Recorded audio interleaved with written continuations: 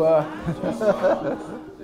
Bon, alors, mon intervention est intitulée « Moi, Yere Yere, Muntu est un être de vibration ». Je vous remercie, évidemment Ndjeli de m'avoir invité à cette conférence, à cette première édition de Kumaba. Kumaba qui signifie la grande palabre, le grand débat en Bambara. Donc, mon intervention, « Moi, Yere Yere, Muntu est un être de vibration ». On a compris, je vais parler de spiritualité ancestrale et j'ai ramené cet ouvrage. Cet ouvrage, je l'ai lu, il a été publié il y a 25 ans. Je l'ai lu il y a une quinzaine d'années. C'est l'ouvrage de Marimba Ani, Yurugu. Et Yurugu, c'est un ouvrage qui, au moment où je le lisais, m'a particulièrement stimulé dans mon entendement, dans ma quête de connaissance de soi. Et donc, j'emprunte à la version que j'ai lue, qui était une version anglaise. Je le signale parce qu'il vient juste d'être traduit. 25 ans, il a été publié à 25 ans. La version que j'ai, c'est celle-là. Donc, An African Century Critique of European Cultural Thought and Behavior. Donc, c'était en anglais et ça vient seulement cette année d'être publié, traduit en français. C'est sorti en avril et je viens de recevoir mon exemplaire. Je voulais vraiment rendre un grand hommage à cette dame pour ce travail qui est resté trop longtemps discret parmi nous. Et vous n'aurez plus de prétexte pour ne pas le lire, parce qu'il y a quelques-uns, quand je le signalais, qui disaient « Oui, un pavé en anglais, c'est compliqué ». Maintenant, c'est en français. Donc, je voulais lui rendre hommage en empruntant à la version française la citation, ce que j'entends par spiritualité ancestrale. Comme ça va être réglé et j'en parlerai, on saura de quoi je parle. Moi, j'aime bien dire exactement ce que j'entends pour qu'on ne se trompe pas sur les mots. Donc, elle dit ceci. Il y a un lexique au départ, hein, et donc à l'entrée spiritualité, voici ce que dit Marimba Ani, la compréhension des interdépendances cosmiques. Pour elle, la spiritualité consiste dans la compréhension des interdépendances cosmiques. C'est aussi la compréhension de la raison d'être de son existence et le degré auquel on est motivé pour cette raison d'être. La spiritualité, c'est la capacité à établir un lien avec les niveaux métaphysiques de son expérience. Génialissime. Génialissime. Bon, je m'étais vraiment chauffé le crâne pour lire ça en anglais parce que je ne suis pas anglophone du tout. Mais ça m'avait particulièrement stimulé et je voulais vraiment rendre cet hommage à cette dame, cette très grande dame. Marimba Ani. Il y a beaucoup de vidéos de Marimba Ani sur la toile.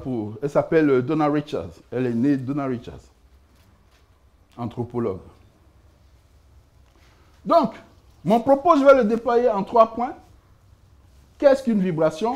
Que signifie Muntu est un être de vibration? Comment s'acquiert la connaissance de soi en tant que vibration? Donc, c'est la matière de l'ouvrage que je vous ai présenté à l'entrée, là. Hein. Et c'est surtout la matière d'une conférence que j'avais donnée en 2016 sur la première édition de la Semaine pour la religion africaine. Qu'est-ce qu'une vibration? Je vais essayer d'aller vite, parce que je crois que j'ai 50 minutes, c'est ça? C'est une séquence de mouvements oscillatoires réguliers. Donc, les astres vibrent, tout vibre. Hein. Les êtres vivants vibrent, tout vibre. La Terre vibre. Bon, et en particulier, le phénomène dit de la nutation. Donc, ce sont les circonvolutions que décrivent le mouvement du Soleil, enfin, le mouvement de la Terre autour de son axe lors de la précession. Donc, la trajectoire de la précession n'est pas lisse. Elle est oscillatoire. Et c'est ça qu'on appelle nutation. C'est donc bien aussi une vibration. En réalité, tout vibre. À partir du moment où on entre avec la clé de la vibration, par l'entrée de la vibration, on comprend beaucoup de choses. Le vivant, c'est vibration. Donc nos ancêtres, ce n'est pas des enfants. Si la spiritualité, c'est affaire de vibration, ce n'est pas pour rien. C'est ce que je vais essayer de rappeler. Je suppose qu'on est au courant. Donc l'ADN vibre, hein, la mitose, la méiose, tout ça. Bon, ça c'est depuis le collège qu'on a appris à faire ça. Et surtout, ici j'indique le son et la lumière. Hein? Le son, la lumière. Vibration, son, lumière. le cœur, les organes vibrent. Hein. Et les mouvements, ce mouvement oscillatoire, il a des caractéristiques numériques.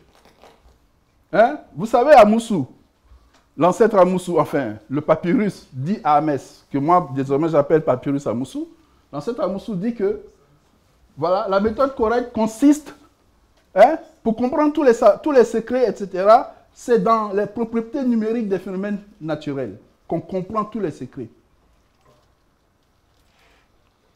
Donc, la vibration a des propriétés numériques. On peut caractériser la vibration par des propriétés numériques, la fréquence, la période, la vitesse, l'amplitude. Tout ça, on peut les numériser. Je vais dire ça rapidement comme ça, parce que je n'aurai pas beaucoup de temps. Alors, vibration, on peut arriver à particules. Hein? Vous connaissez la fameuse phrase. Regardez ici. Nous sommes donc dans le système solaire, dans la galaxie, dans le cosmos, on va dire. Et voici la position du système solaire. Même le système solaire peut être compris comme une particule au regard de l'immensité de ce qu'il y a à comprendre. Imaginez l'être humain. C'est-à-dire que ce n'est pas sollicité. L'être humain est une particule à l'échelle du cosmos. Puisque la spiritualité, c'est les interdépendances cosmiques, à cette échelle, nous sommes des particules. C'est-à-dire que nous pouvons comprendre notre comportement humain à la mesure où nous entendons les particules de l'atome directement. Donc, à l'échelle cosmique, c'est rigoureusement que nos ancêtres disent que notre comportement relève de celui des particules. C'est le règne de l'invisible. Mais l'invisibilité absolue, et j'y reviendrai.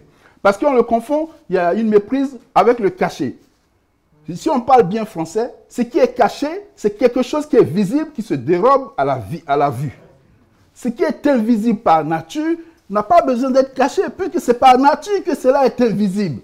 Et donc, les moyens d'accéder à ce qui est invisible par nature ne peuvent pas être les mêmes. Les Blancs vont prendre leur télescope, donc ils vont se fatiguer. Si la chose est invisible par nature, c'est par connexion. Aujourd'hui, on comprend mieux. Hein? Voilà, mon frère, avec les clouds, tout ça, tu comprends mieux ce qu'on veut dire.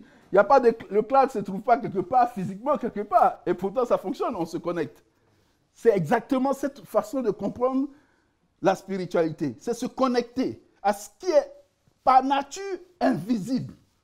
Or, cette invisibilité, elle est partout. C'est une exception que d'être visible. À l'échelle du cosmos, tout est invisible. Il y a très peu de choses qui soient visibles. Bon. Donc, vibration, énergie, particules. Son, émotion, raison, lumière. La parole, le chant, la musique, le cri, le bruit, la haine. Tout ça, c'est de la vibration. C'est de l'énergie. La joie, les odeurs, les couleurs. Tout ça, c'est de la vibration. Alors, quelqu'un m'a demandé, oui, vos histoires de linguistique, tout ça, là, ça mène où? Regardez ce que un ancien dit. Il faut prononcer les noms sacrés dans leur langue originelle, car c'est le sens lui-même qui opère et la traduction est inefficace et inutile. Merci. À ce stade précis, à ce point précis, je voudrais rendre un autre hommage à Alain Ancelin, dont l'œuvre m'a tellement nourri quand j'étais étudiant ici, et qui vient de nous quitter. Il est parti le 16 mai. Alain Ancelin a écrit, et dans un des ouvrages, il a dit « La langue est la boîte noire d'une civilisation. » Aussi longtemps que nous nous exprimons dans la langue d'autrui, nous faisons, même à l'insu de notre propre gré, la promotion de la civilisation d'autrui. Aussi longtemps que nous ne retournons pas dans nos ressources linguistiques, nous serons toujours en dehors de la boîte noire de notre civilisation. Donc la question de la renaissance civilisationnelle est une question linguistique fondamentalement. Donc toutes les recherches qui ont pour objet la mobilisation de nos ressources linguistiques sont importantissimes dans ce travail que nous avons entrepris de faire. Je voulais le dire.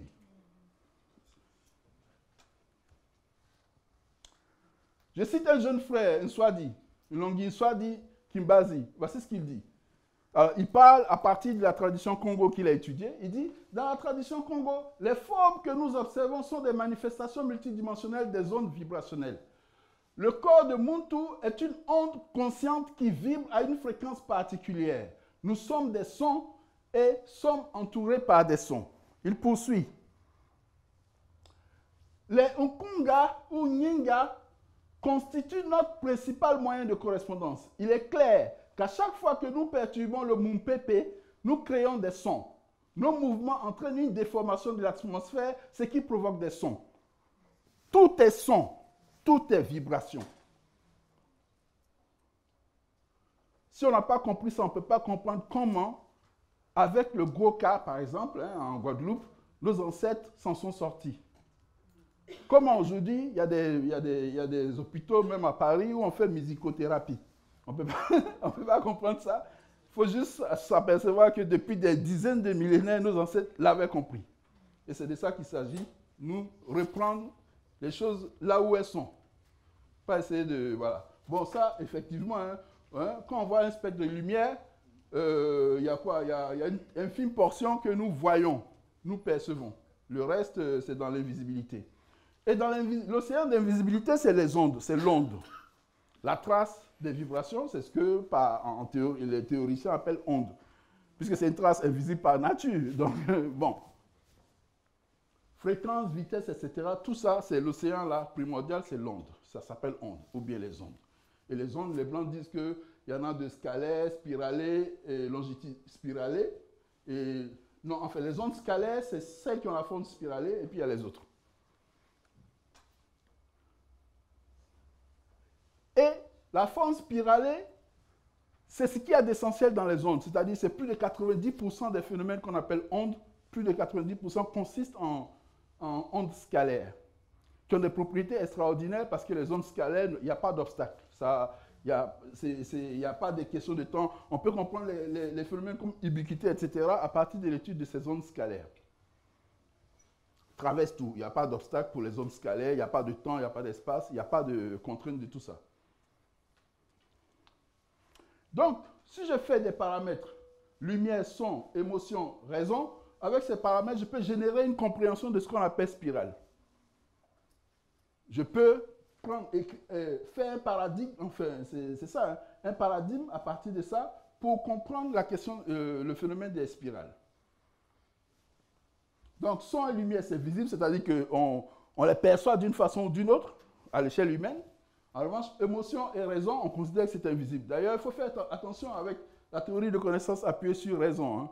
Dans ce que je viens de dire, la connaissance, ce n'est pas quelque chose qui se passe dans le cerveau. Déjà, pour nos ancêtres, ce serait plutôt dans le cœur. Mais c'est quelque chose qui se passe en connexion. Donc, ce n'est pas dans le cerveau qu'il y a la raison, etc. Ça, il faut laisser les histoires de Descartes. Ce n'est pas de ça que je parle ici, évidemment.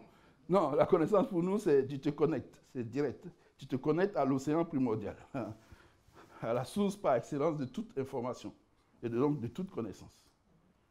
Voici pourquoi on peut avoir simultanément la même idée dans le temps comme dans l'espace. Hein. C'est parce que si c'est dans ma propre tête, exclusivement dans ma boîte là que c'est enfermé, comment je peux la partager? Hein? Ah oui, tu m'as arraché les mots de la bouche. C'est parce que ça se trouve quelque part où chacun a pu y accéder. C'est un cloud. Hein, frère? Bon, donc, on peut aussi considérer la relation entre ondes et spirales. Donc, c'est ce que je viens de vous dire. Il faut faire attention à le caché. Amont, le caché, non, c'est l'invisible par excellence. C'est l'invisible par nature. C'est ce que je comprends. Parce qu'on ne prend pas au sérieux l'invisibilité. Quand on demande aux ancêtres, ça veut dire quoi? Vaudou, Evo, Edou, ils disent que c'est une quête de l'invisible. C'est une technique pour accéder à l'invisible. Si vous lisez les textes sur le Bwiti, ça va vous renvoyer sur... C'est une question d'invisibilité. C'est un savoir qui a à voir avec l'invisibilité. La compréhension de l'invisible. Non, Dieu, ça c'est ésotérique. Non. Il y a une invisibilité par nature. Et tu ne peux pas la connaître autrement que par des connexions. Par une modification de l'état de conscience pour accéder à des portes. C'est ça. Et c'est... En fait, bon, je n'ai qu'une connaissance spéculative de tout ça. Je ne suis pas encore initié. Mais bien entendu, J'aurais pu commencer par la conclusion de mon propos. Retournons au bois sacré. Voilà, pardonnez. On ne va pas rester ici, là. Des discours, ça nous fatigue. Voilà. Bon. Une onde est une énergie qui peut se condenser jusqu'à devenir un corpuscule. Inversement, un corpuscule peut devenir onde. Donc, quand ma mère me disait, il y a des vieux au village, quand ces choses disparaissent, je dis, maman, mais nous on va à l'école, tu ne peux plus nous blaguer des choses comme ça. C'est pas sérieux, tu crois encore des choses comme ça? Ben voilà. Oui, si à l'échelle cosmique, je suis une particule, je peux disparaître et réapparaître.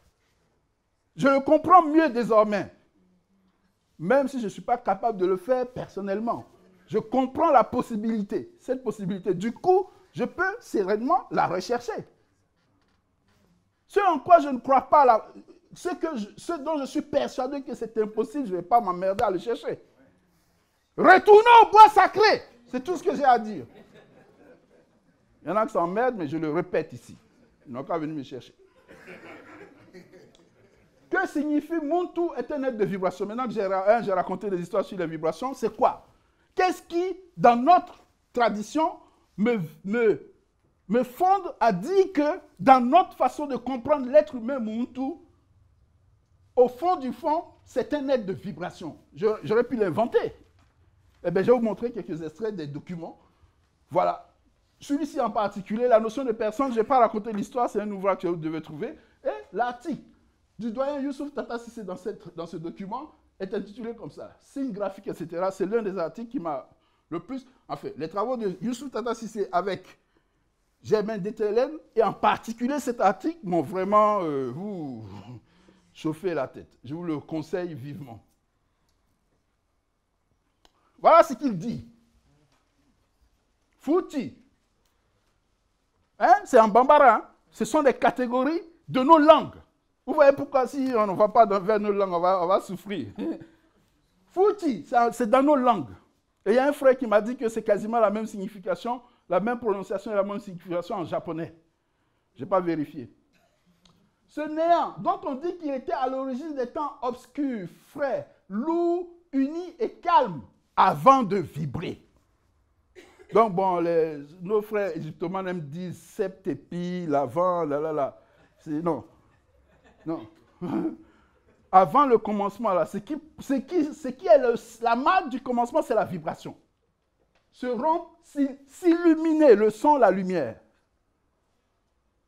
Et s'animer dans toutes les parties sous l'effet de l'étincelle initiale.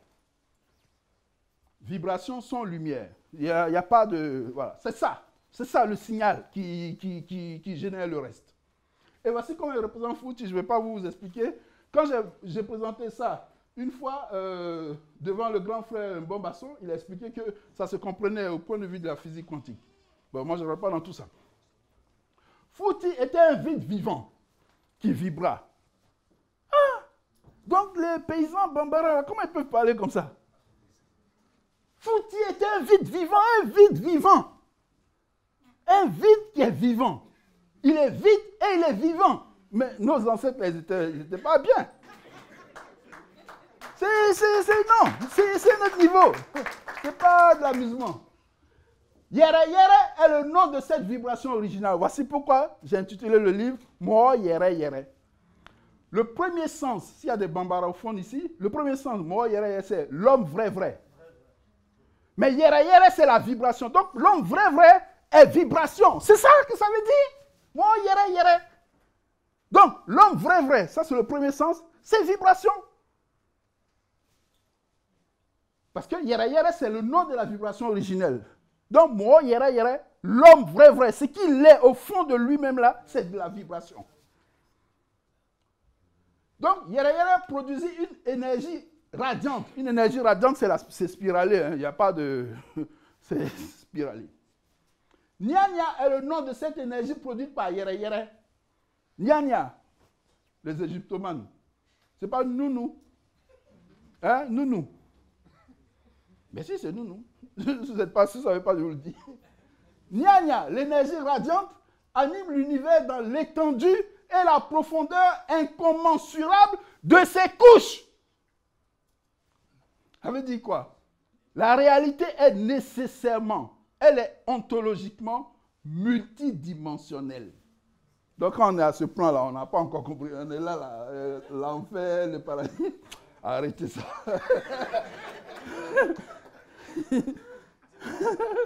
Donc, j'emprunte à Dibombari la possibilité d'établir la relation d'équivalence Nya égale Nounou.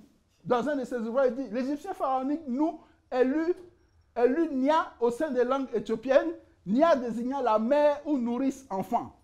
Donc, Nya et Nounou, c'est rigoureusement identique. C'est l'océan primordial, ce sont les autres.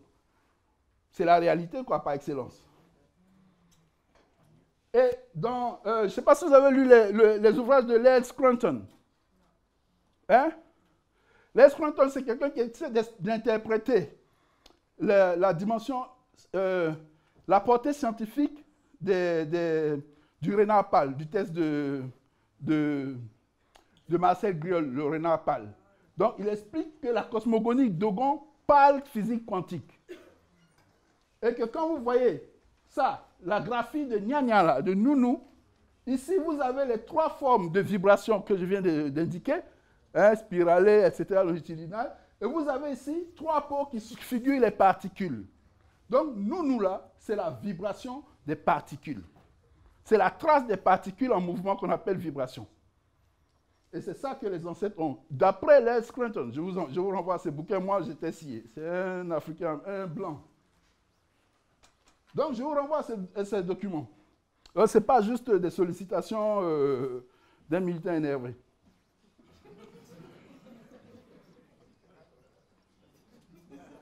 L'essentiel de la matière de l'univers consiste en ondes, notamment du son, etc., etc. Donc, la matière, c'est ce que je vous disais. La matière de l'univers, la matière cosmique, celle dont la spiritualité a pour objet, la spiritualité ancestrale, cette matière cosmique consiste en ondes. Elle est invisible.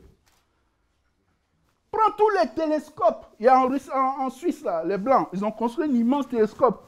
Hein? Ils font une fissure des particules pour voir dedans. Ils ont vu quoi, tout ça. Non, si c'est invisible par nature, derrière quoi tu as trouvé quelque chose d'autre. Derrière ce que tu as trouvé. Derrière tu as trouvé. Derrière tu as trouvé. Quand tu as fini de chercher, là, tu viens à t'expliquer. On ne trouve pas.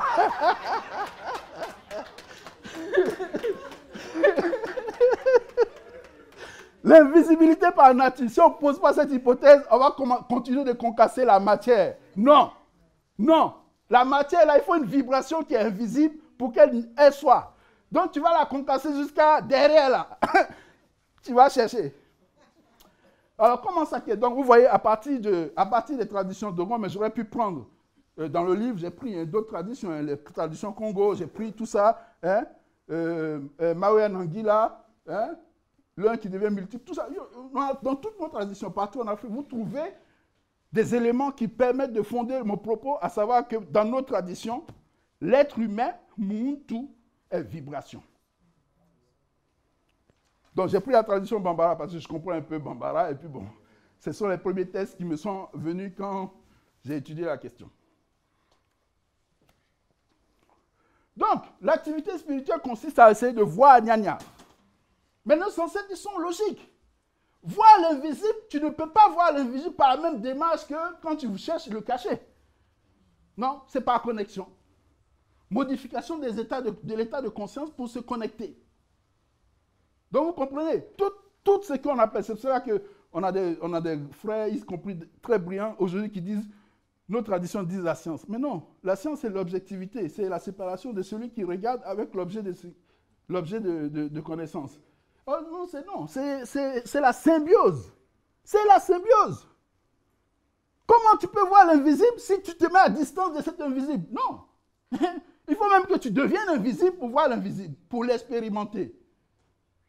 Donc arrêtez, science, non, laissez science. Ça, c'est un truc qui est apparu hier. Nous, on parle des traditions qui ont 50 000 ans. Ah. Chant, soleil, méditation, danse, initiation. Comment voir l'invisible? Initiation. Si tu parles au bois sacré, tu peux en parler comme moi, en lisant des livres, c'est ce que je fais, mais tu ne connais pas encore. Là, c'est de la connaissance spéculative, ça peut amuser des frères qui perdent leur temps à venir t'écouter. Mais non, ce n'est pas ça. Donc, pour voir l'invisible, il faut modifier délibérément son état de conscience, c'est-à-dire moduler les propriétés fondamentales de ses propres vibrations en vue de mettre et recevoir certaines ondes en certaines circonstances déterminées. Donc, quand vous allez voir, un gangan et qui joue son goni, et puis qui vous donne des doses d'iboga, c'est pour modifier votre état de conscience. Sans ça, là, tu ne vois rien. Mais il faut que ce soit contrôlé par quelqu'un qui maîtrise les techniques. Donc, on ne peut pas rester dans les universités. C'est quoi le plus haut titre d'initiation dans l'université de Blanc? Pas de doctorat. Ici, là, il y en a plein. Vous avez le doctorat et puis quoi encore? On va voir ça. Donc, nous avons ici, il se trouve que plus tu as de la mélanine là, bon, pas sur la peau, hein, justement dans le cerveau, plus tu as de mélanine et plus tu te connectes à l'invisible. Toi, tu es à très haut débit. Les autres, même, ils sont calcinés. Ils sont calcinés. Mais si tu n'es pas au courant que tu as un tel appareil, c'est pour cela qu'on ne peut pas faire prosélytisme. Chacun essaie de se connecter. Tu es chez toi, tu te connectes. Tu n'es pas obligé d'aller à la mosquée, je ne sais pas où là. Ou bien à l'église. Non, la connexion, là, nous avons les capacités en nous-mêmes pour nous connecter. Voilà pourquoi nos anciens ne font pas prosélytisme. Hein. Tu viens, ils te soignent. Ils te regardent comme ça. Bon, va, c'est fini, tu es guéri. Quoi? Oh, j'ai dit, va, c'est fini, tu es guéri. Parfois, ils ne te touchent même pas et tu es guéri. Mais jamais elle va te dire oui, c'est-à-dire que si tu ne pries pas 2 fois, là, tu vas voir comment elle te frappe. Non, non. Le truc est efficace. Toi-même, tu vas le supplier pour essayer de connaître. Puisque c'est efficace. Il n'a pas te chicoter pour que tu viennes. C'est efficace. C'est quoi le problème? Dis-moi, je t'avais dit, 10 minutes, tu me dis. Sinon, je ne vais pas aller 3 heures. Donc, voici encore un autre paradigme qu'on peut élaborer à partir de nos traditions. Si je pose vibration, le concept de vibration dans nos langues, bien entendu, d'initiation, œil de Oro et la mélanine, je crée le domaine de connaissance que nos ancêtres appellent, je crée théoriquement le domaine de connaissance que nos ancêtres appellent spiritualité. Ils ne disent pas spiritualité, ils disent bouiti, ils disent comment, ils disent vaudou, c'est nous qui disons spiritualité, ben nous on a évolué. N'importe quoi.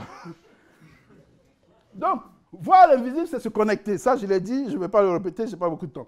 Voici maintenant, je vais tirer. Je suis à l'aise d'être arrivé là. Parce que ça, ce sont différentes conséquences de mon propos que je viens de tenir. Là, je vais un peu au-delà de l'ouvrage, si vous avez le temps de l'acheter. Ce sont différentes conséquences. Quand je vais les énumérer de façon aléatoire, on peut m'arrêter à tout moment, ce sera bon. Mais je te dis, il faut que je fasse ma conclusion. Hein? C'est bon, il y a encore un peu. D'accord. La conception vibration, je peux le dire maintenant, j'espère avoir montré suffisamment que dans nos traditions, c'est ça. Hein? La conception vibrationnelle de la vie en général et de la vie humaine particulièrement est un précieux héritage. Voici les conséquences épistémologiques, entre autres. Le caractère multidimensionnel de l'être.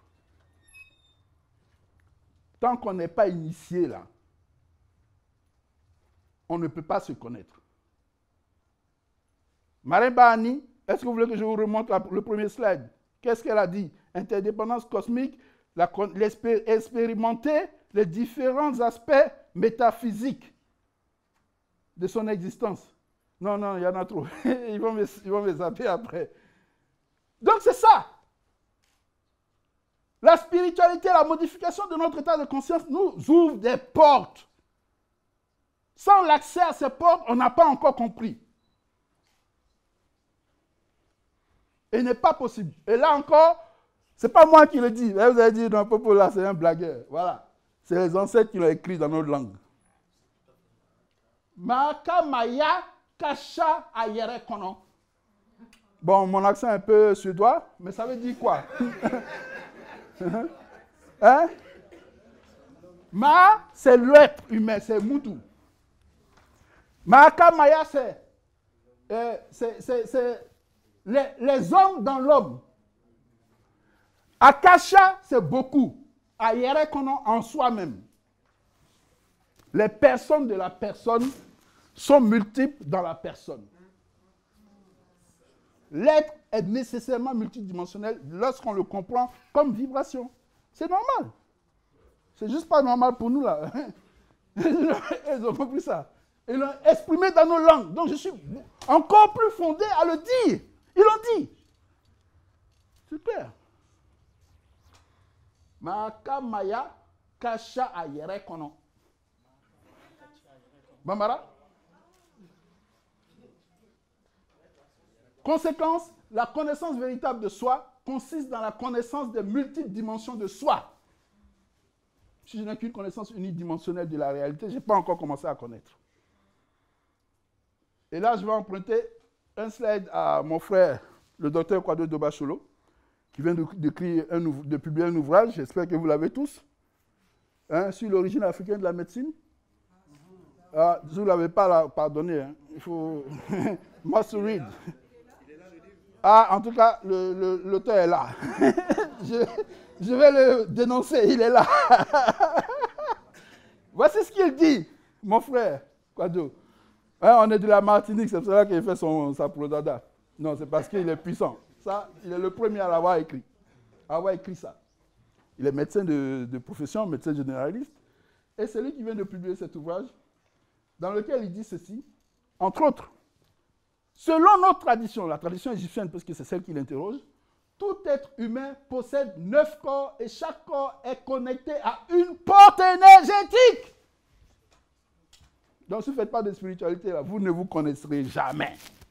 C'est à une dimension, bon, nous tous, on patauge. Et il énumère en translittération le nom de ces portes dans nos langues, en égyptien pharaonique, et c'est à quoi elles correspondent.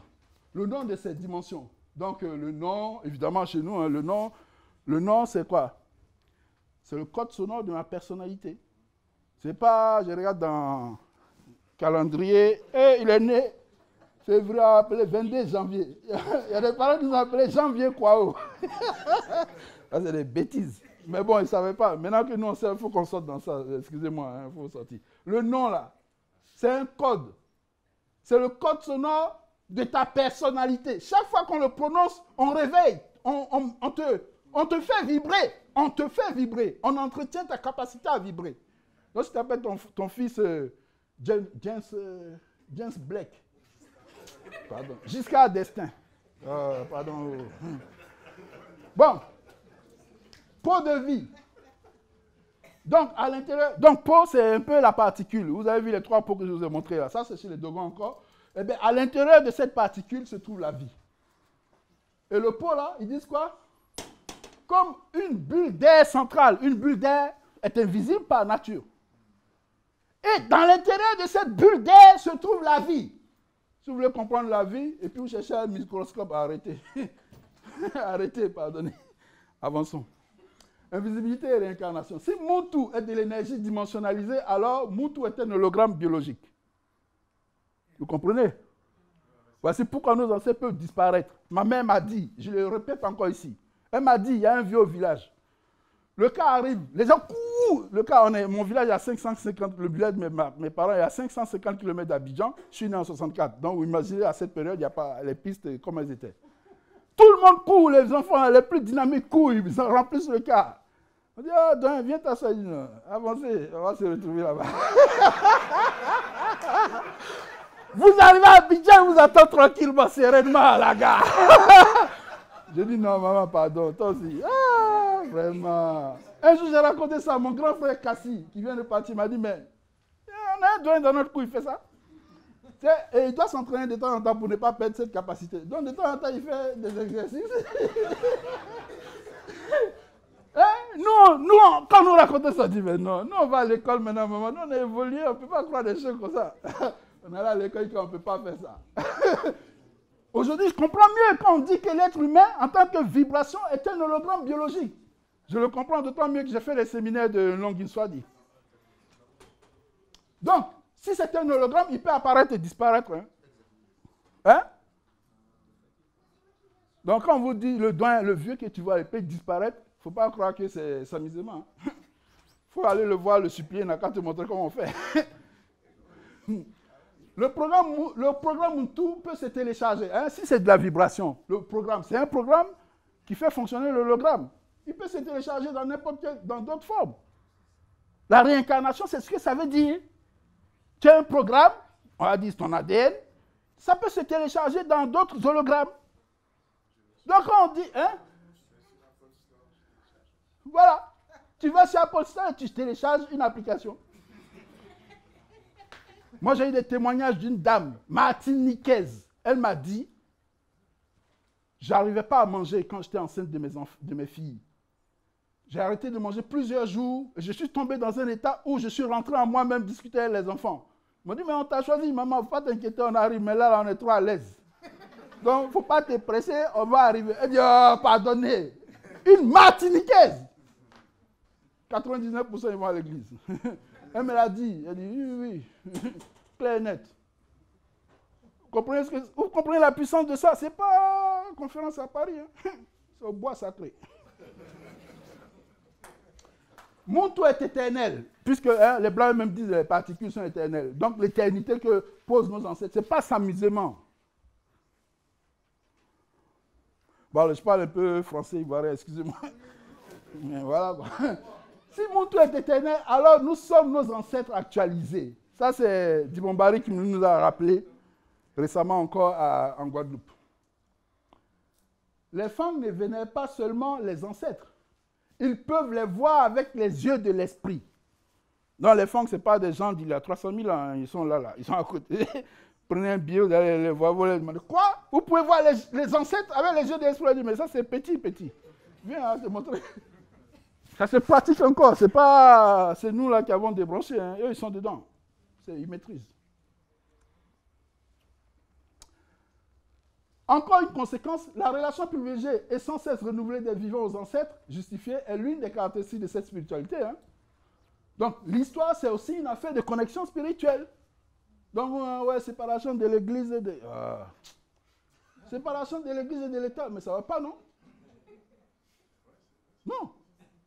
La puissance publique est une institution qui est fondée par la collectivité en vue d'abord, et ça c'est l'économie funéraire dans l'Ancelin, en vue d'abord de quoi? De pourvoir aux nécessités matérielles de culte. Si on veut faire de la bière pour faire le culte, il faut qu'il y ait une puissance publique qui organise les gens. Bon, Popo, toi tu vas chercher le bois, on va faire... Toi tu montes bien là, tu vas monter le palmier pour aller prendre le vin des palmes. C'est ça, l'État là c'est ça. C'est organiser le culte. Pour que là où nous sommes là, la relation que nous avons nouée avec les esprits du lieu soit toujours en harmonie. C'est ça l'État. Séparation de l'État et de l'Église.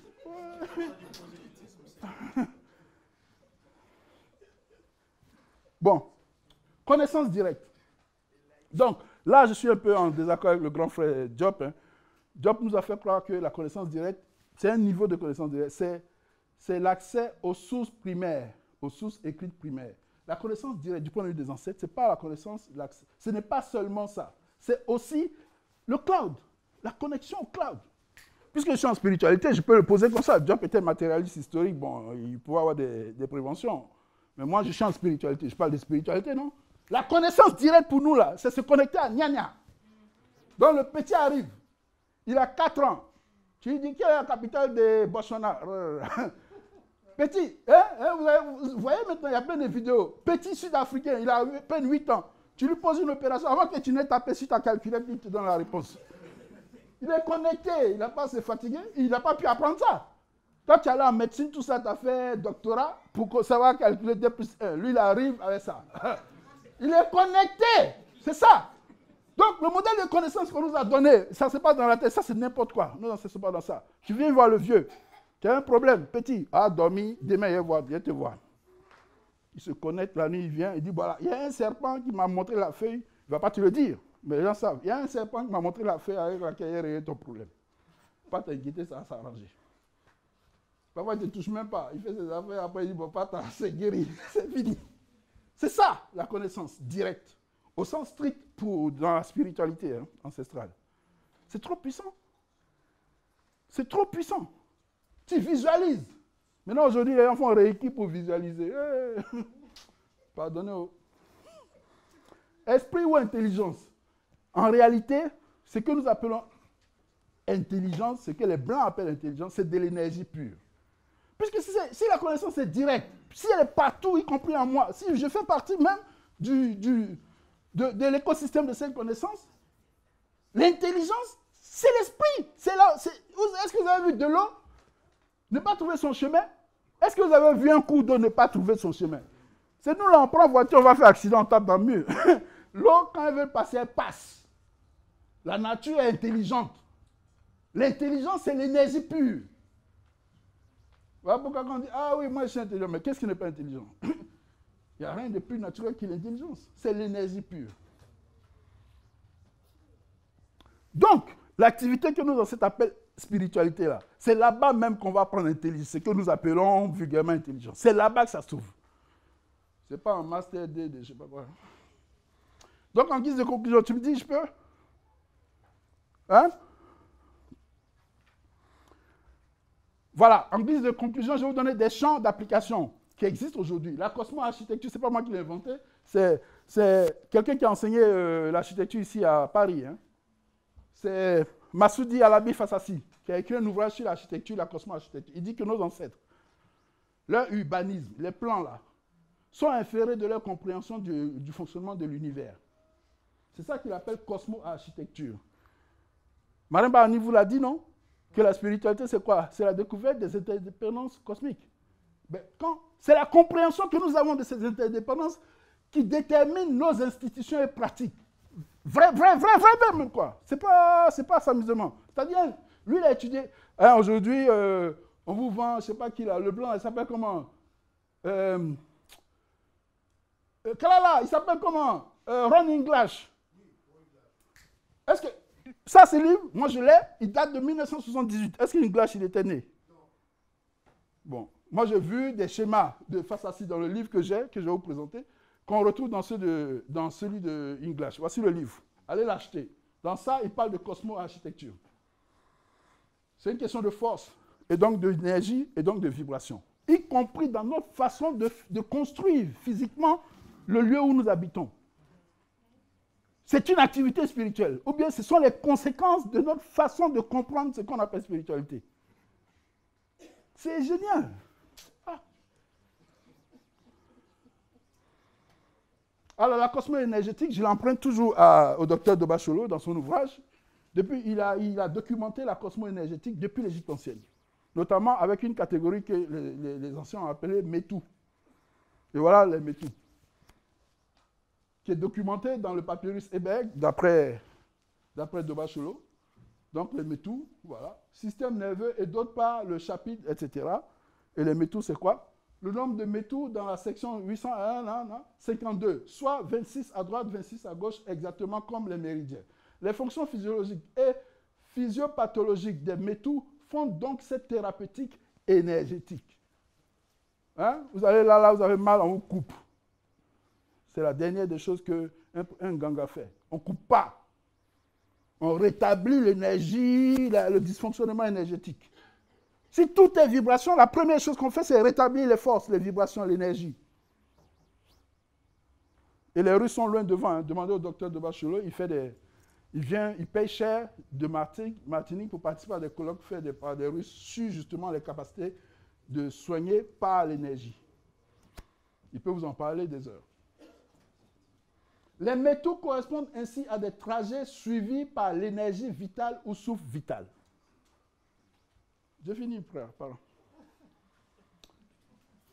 Donc, voilà. J'avais commencé par ma conclusion. Hein. Retournez au bois sacré. Je ne peux pas vous dire ça autrement. Si vous n'avez pas compris.